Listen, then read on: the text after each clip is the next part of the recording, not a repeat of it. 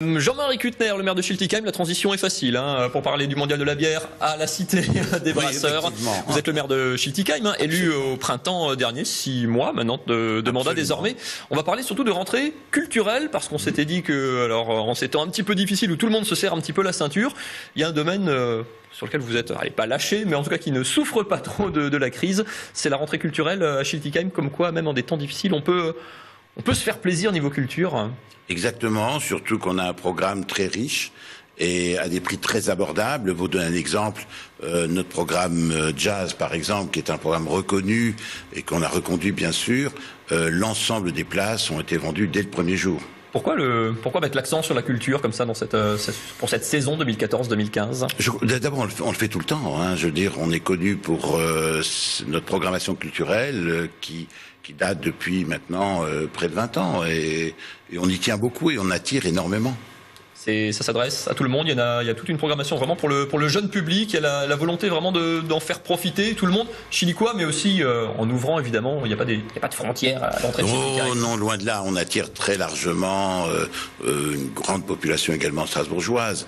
Il y en a vraiment pour tout le monde, puisqu'on a, je crois, cette année 16 programmes jeunesse dans le cadre donc de ce qu'on appelle les récré-théâtres, et également 53 programmes à destination des adultes dans le programme de l'échappée belle. Alors vous êtes à quelques kilomètres de Strasbourg. Comment justement faire exister Schiltigheim à l'ombre d'une métropole ?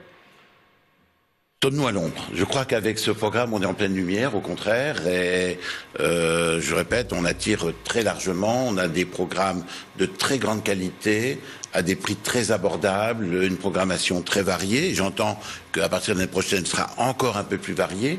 On est très connu pour le jazz, on est très connu pour la chanson française, pour les scouts, bien sûr, qui est un grand moment dans l'année. Dès l'année prochaine, on va intégrer un peu plus de théâtre. On va aborder d'autres domaines. Je pense tout particulièrement à l'opérette, par exemple, qu'on n'a jamais abordé et qui correspond à un autre public. C'est vraiment notre volonté d'être très éclectique et d'aborder vraiment tous les aspects de la culture. Il y a les points forts, on voit les images des scouts, notamment la revue des scouts. Enfin, il y a des temps forts, c'est incontournable. Enfin, Absolument. Quand on est maire, on peut pas arriver et dire non, moi je suis pas fan, ou ça marche pas, ou ça, il faudrait se renouveler. Il y a des incontournables quand même dans la saison chilicoise. Oui, je crois que aujourd'hui, les scouts dans notre programmation culturelle, c'est comme une tarte flambée sans lardon. Quand le contexte, comme je disais en introduction, est difficile, il y a la tentation de couper, il faut faire des économies sur certains budgets. La culture, c'est quoi? C'est un vrai choix politique quelque part de continuer cette Oui, dynamique. tout à fait. Bon, ceci dit, c'est vrai qu'on vit aujourd'hui des années un peu difficiles, on rentre un peu dans les périodes de vache maigre, où il va falloir qu'on apprenne à serrer la ceinture. Je crois qu'on n'a pas trop le choix, c'est la raison. On le fera, mais on le fera avec discernement et intelligence.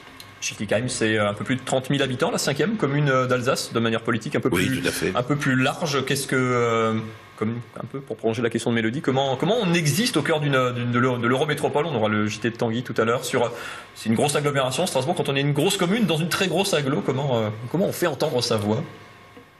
En parlant fort, en s'agitant, en bougeant, en existant, en créant de l'actualité sans arrêt, en essayant d'atteindre l'excellence dans tout ce qu'on veut faire.